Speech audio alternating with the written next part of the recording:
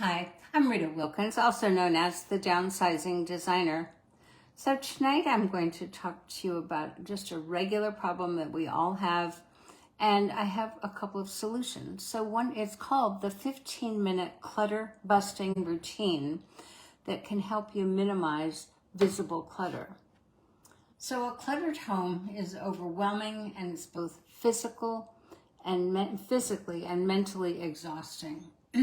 So people who live in cluttered homes tend to procrastinate and avoid the obvious piles of mail and paperwork, that dirty laundry and dirty dishes, the unmade beds and the toys that are just about everywhere.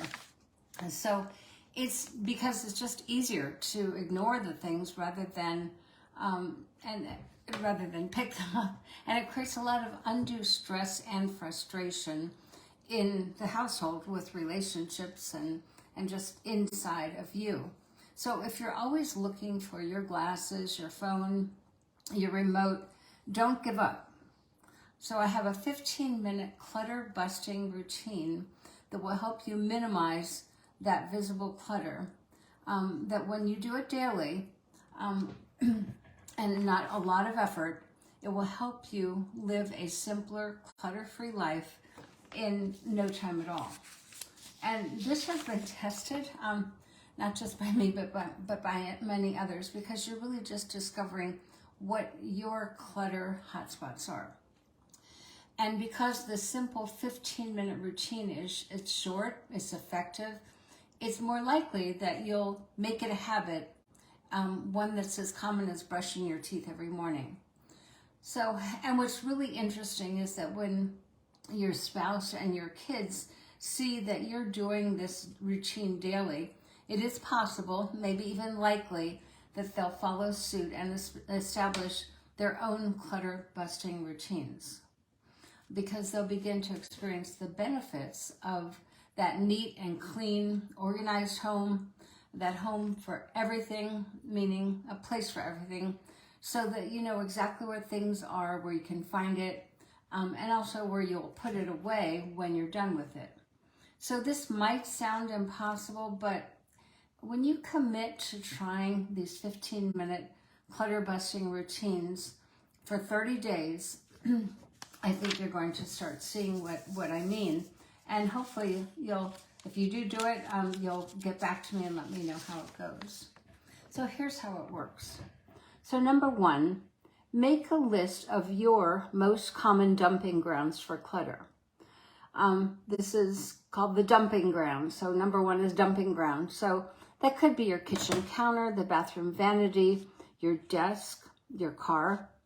And as soon as you use something, put it back to where it belongs. So on the kitchen counter, the kitchen knives that you've used, put it back right away into the kitchen drawer or into the dishwasher. The cosmetics that you might use in the morning, put them back in the bag or in the drawer as soon as you use them. And the paperwork that comes in, so the junk mail or just mail that you need to work with, put it in the file cabinet or into a basket where you will deal with it in very short order. So when you become aware of these hotspots, your dumping grounds, you can create a new habit by putting things away immediately afterwards. And that will only take 2 to 3 minutes every single time you just put that back. And number two is make a list of the things that you let pile up. And so this is called piles. And prioritize this. So as soon as you realize that there are things that you allow to pile up, immediately dispose of the piles. And that could mean your junk mail, so your junk mail, your magazines, and maybe even your laundry. So when those things start to pile up, deal with that immediately. So put that load of wash in the laundry, dispose of that junk mail, put it in the recycle bin. And when you begin to realize that the piles are just deferred decisions, that's all it is, take 1 moment or 2 to make a decision to deal with it in that particular moment before it is allowed to pile up. So this will become a habit over time. if you are consistent about it. Number 3 is about procrastination. So make a list of those things that you put off until later and prioritize this. So it could be making your bed, could be doing the dishes, or putting away your clothes every day. So catch yourself saying, I'll do this later, and instead say, I'll do it now. That can become your new mantra. So that'll take not more than 2 to 3 minutes. And when you do start to see how it makes you feel to have a made bed, to have your clothes put away every day, those daily routines, like making your bed, doing the dishes, it'll give you a peace of mind, it'll give you less stress, and you can find out, you can find what you want when you want it. So that alone is worth everything.